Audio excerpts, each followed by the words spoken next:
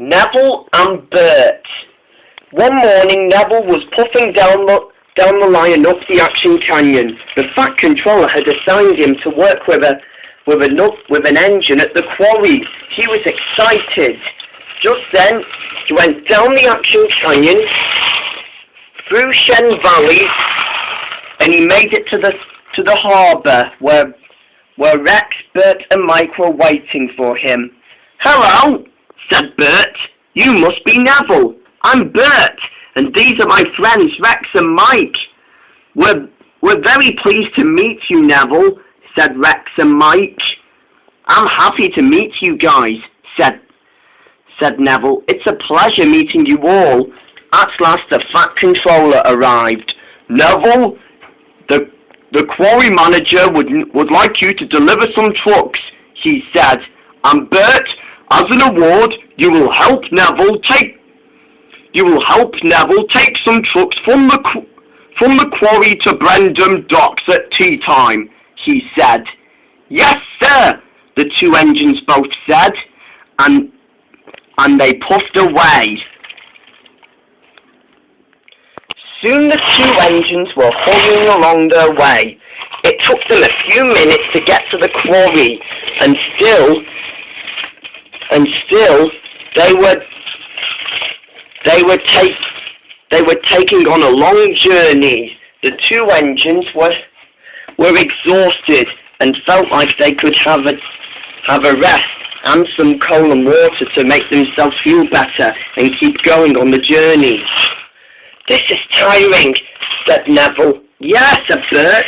No wonder we're going to a quarry that takes 100 miles per hour. But unfortunately, they didn't have the speed record to go 100 miles per hour yet. Until at last, after their journey was over, the two engines had made it to the quarry at last, where their train was waiting. "Are we supposed to take this?" asked Bert. "Yes," said Neville. "We're taking this to the docks. That's what the Fat Controller told us." "If you say so," said Bert, and the two engines set off to work.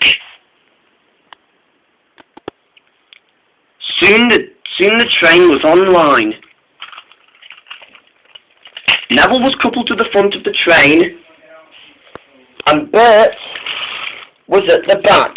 He buffered up backwards because he knew it would be easier.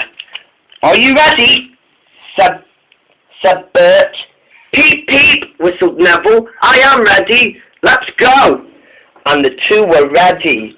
They puffed away, and then the guard jumped on the brake van just in time in case they had forgotten him. Luckily, they didn't leave without the guard. "We're going to be needing some extra help on the hill," said Neville's driver. "But first we must make sure those trucks behave well." "Yes," said Neville. Soon, Neville and Bert went through Shen Valley.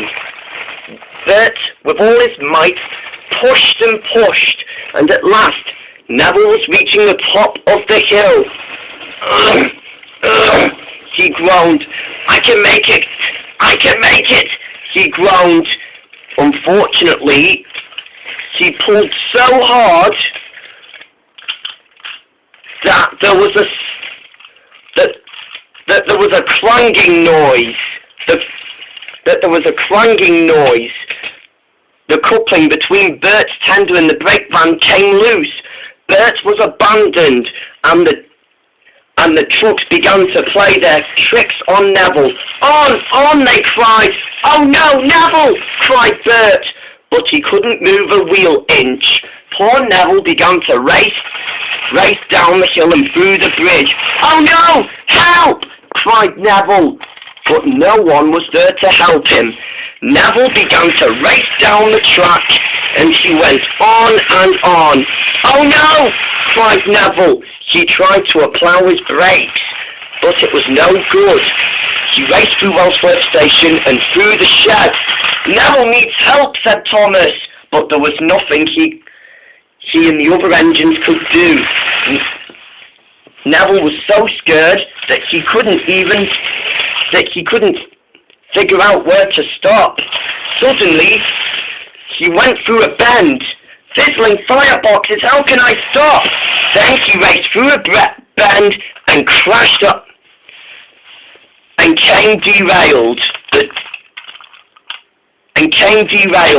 All the trucks broke in several pieces until Neville's driver and fireman and the guard all jumped clear.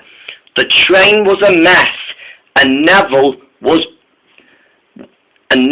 had scratches all over his paint, and he looked worse. Flaming fireboxes, moaned Neville. That did not look good. Soon Neville began to feel upset. That wasn't supposed to happen, he cried. It was all too soon. Soon, Bert pulled into the scene of the disaster and saw the broken quarry trucks. Luckily, he saw that Mighty Mac with the breakdown train had gotten Neville back on the tracks. Neville looked worse, and he looked like he needed repairs. The Fat Controller came to see what was going on. Neville was worried that he would be cross with him, but he wasn't. The Fat Controller smiled. Don't worry, these things happen. The sooner you get back to work, the better. But Neville tried to move. His wheels spun and spun. Then he stopped. Oh dear, the Fat Controller said with concern. Looks like this has done a lot more damage than I thought. I'm afraid you'll have to go to the steamworks. Neville knew the Fat Controller wanted him to get mended, but he couldn't finish his jobs being broken.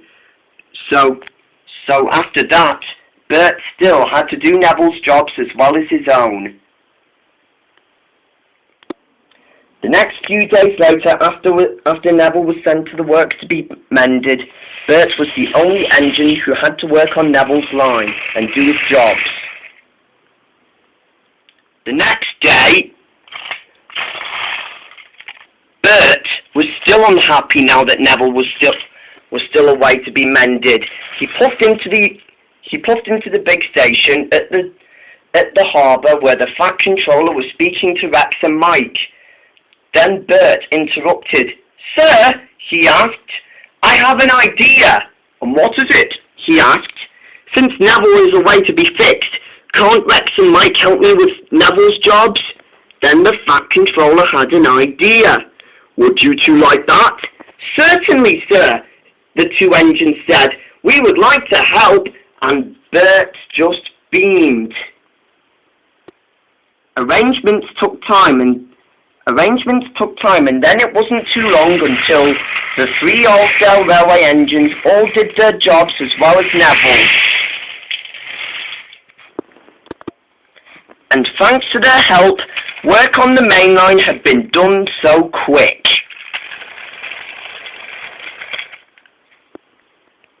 Until at last, Neville came home from the works a few weeks later.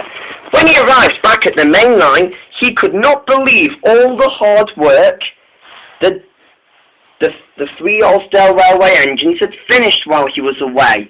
The Fat Controller soon greeted Neville warmly. I am pleased to have you back on service again, he said. Thanks to Bert, his friends have helped work on your line pretty well, he said, and you should also be thanking them as well as Bert.